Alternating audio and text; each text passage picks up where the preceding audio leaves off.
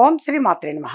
ఇప్పుడు తెలియజేసే అంశము కార్తీక శుక్రవారాలు కూడా యథార్థంగా కార్తీక మాసంలో వచ్చేటువంటి ప్రతిరోజు కూడా ప్రతి వారం కూడా శుభప్రదమైనవి.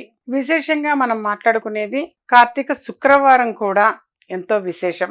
ఆ శుక్రవారాలు కూడా లక్ష్మీ అమ్మవారిని అలాగే పార్వతీదేవిని కూడా ఆరాధిస్తూ ఉండడం వలన, పార్వతీదేవికి కూడా పూజించడం వలన దీర్ఘ సుమంగళిగా ఉండే అవకాశాలు ఎక్కువ ఉంటాయి. కాబట్టి పార్వతీదేవిని అలాగే డబ్బు, ధనము, సంపాదన మరి ఇది కూడా అవసరం కాబట్టి ధనలక్ష్మీదేవి అనుగ్రహం కూడా కలగాలి. కాబట్టి శుక్రవారం రోజు లక్ష్మీ అమ్మవారిని కూడా మనం ఆరాధిస్తూ ఉంటాము. సరే, ఆ శుక్రవారం రోజు తప్పనిసరిగా శ్రీ సూక్తము పఠించటము, మహాలక్ష్మాష్టకం పఠించటము, లక్ష్మీ అష్టోత్తర శతనామావళిని పఠించటము చాలా చాలా మంచిది.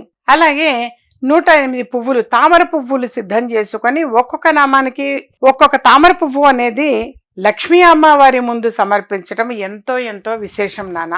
ఓం శ్రీం హ్రీం శ్రీం కమలే కమలాలయే ప్రసీద ప్రసీద శ్రీం హ్రీం శ్రీం ఓం శ్రీ మహాలక్ష్మీ దేవి అయిన మహా అని ఒక తామర పువ్వు లక్ష్మీ అమ్మవారి ముందు సమర్పించాలి. మళ్ళీ రెండవ తామర పువ్వు కూడా అమ్మవారి ముందు ఇలా చక్కగా చేతిలో పట్టుకొని మళ్ళీ ఇదే మంత్రాన్ని మరొకసారి చదివి అమ్మవారి ముందు పెట్టాలి. ఈ విధంగా 108 సార్లు ఈ మంత్రాన్ని చదువుతూ 108 తామర పువ్వులు చక్కగా సమర్పించటం. 108 తామర పువ్వులు మాకు లభ్యం కావట్లేదమ్మా అనుకుంటే ఎర్రని గులాబీ పువ్వులతోటి చేయండి. అది కూడా కాదు అనంటే ఈ చామంతి పువ్వులు కావచ్చు, మన ఇళ్లలో పూసే తెల్ల పువ్వులు కావచ్చు, ఏదైనా చక్కగా ఒక్కొక్క పువ్వు పట్టుకొని ఆ మంత్రం చదువుతూ అమ్మవారి ముందు సమర్పించటం విశేషం.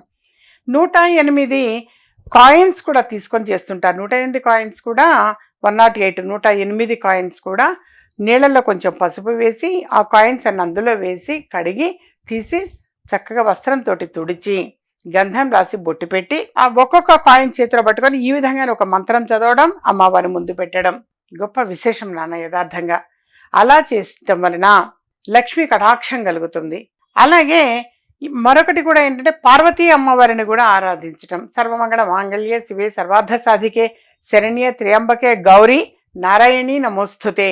ఇలా ఈ మంత్రము అనేటువంటిది కూడా 108 సార్లు చేయడం వలన మరి పార్వతీదేవి అనుగ్రహం వలన దీర్ఘ సుమంగళిగా ఉండే అవకాశం ఉంటుంది. కాబట్టి మరి ఈ సాయంత్రం పూట కార్తీక శుక్రవారాలు కూడా సాయంత్రం పూట మరి అమ్మవారిని ఈ విధంగా ఆరాధించటము, ఒక తీపి పదార్థం నైవేద్యం పెట్టడము, హారతి ఇవ్వటము, ఆ ప్రసాదాన్ని అందరికీ కూడా పంచటము, కొంతమంది ముత్తైదువులకి తాంబూలం, పండు తాంబూలం ఇవ్వటము గొప్ప విశేషం నాన్న. ఎవరి శక్తి కొద్దీ వాడు ఆచరిస్తూ ఉంటారు. ఇలాగే చేయాలి, ఇంతే చేయాలి నియమం ఏమీ లేదు. చక్కగా ఎవరి శక్తి కొద్దీ వాళ్ళు ఆచరించవచ్చు.